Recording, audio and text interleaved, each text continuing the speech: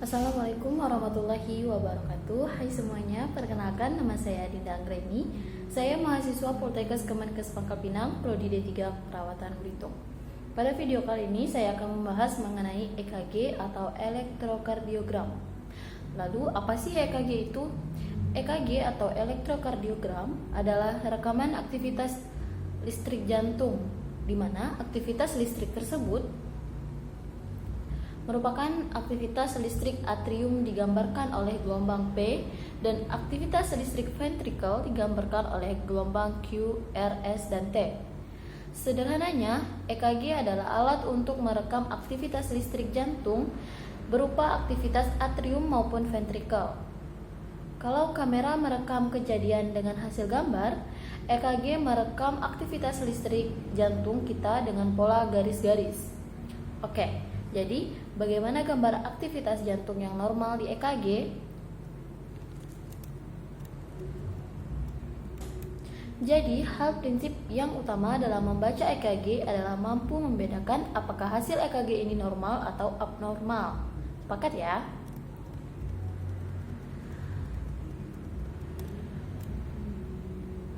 Jadi, untuk tahu gambaran EKG normal, kita harus tahu bagaimana sih gambar aktivitas jantung yang normal hasil rekaman EKG. Aktivitas jantung listrik yang normal artinya jantung berfungsi secara fisiologis, menjalankan fungsinya sebagai pemompa darah bersih ke seluruh tubuh dan memompa darah kotor ke paru-paru untuk dibersihkan. Artinya juga, aktivitas jantung listrik yang normal adalah pola yang sama yang didapatkan hampir dari 90% hasil EKG pasien yang sehat tanpa keluhan penyakit jantung. Jadi contoh gambar EKG adalah seperti ini.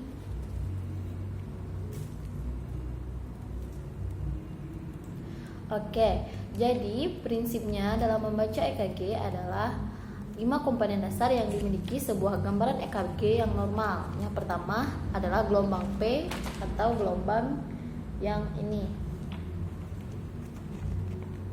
Ini adalah gelombang P. Gelombang P adalah gelombang pada umumnya berukuran kecil dan merupakan hasil depolarasi atrium kanan dan kiri. Kelainan pada atrium akan menyebabkan kelainan pada gelombang ini. Yang kedua, segmen PR atau pada gambarnya adalah pada yang ini.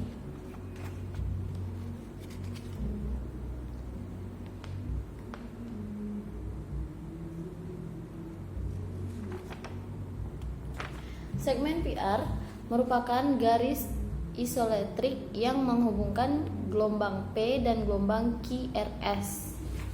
Ini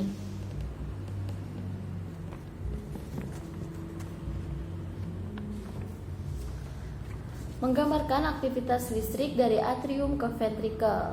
Gangguan konduksi dan atrium ke ventrikel akan menyebabkan perubahan pada segmen PR. Untuk selanjutnya adalah gelombang kompleks QRS. Gelombang kompleks QRS ialah suatu kelompok gelombang yang merupakan hasil depolarasi ventrikel kanan dan kiri. Gelombang kompleks QRS pada umumnya terdiri dari gelombang Q yang merupakan gelombang ke bawah yang pertama, gelombang R yang merupakan gelombang ke atas yang pertama, dan gelombang S yang merupakan gelombang ke bawah pertama setelah gelombang R. Jadi ini adalah contoh untuk gelombang PQRS. Ini P, Q, R, dan S. Yang keempat, gelombang ST.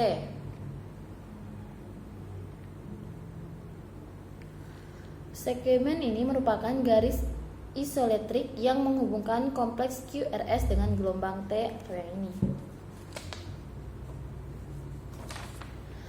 Yang kelima adalah gelombang T. Gelombang T merupakan potensi repolarisasi ventrikel kanan dan kiri. Sebenarnya masih ada satu komponen lagi, yaitu gelombang U. Namun gelombang ini berukuran kecil dan sering tidak ada.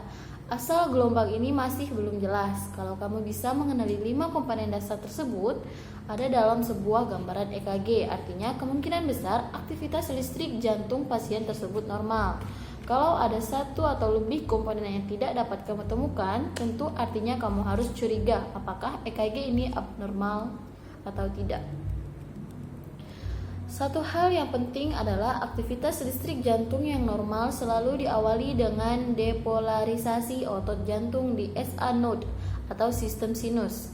SA node secara anatomis terletak di atrium dan SA node disebut sebagai dirigen tertinggi dalam sistem konduksi listrik jantung. Istilah ilmiahnya, SA node mempunyai sifat automatisitas yang tertinggi dalam sistem konduksi jantung.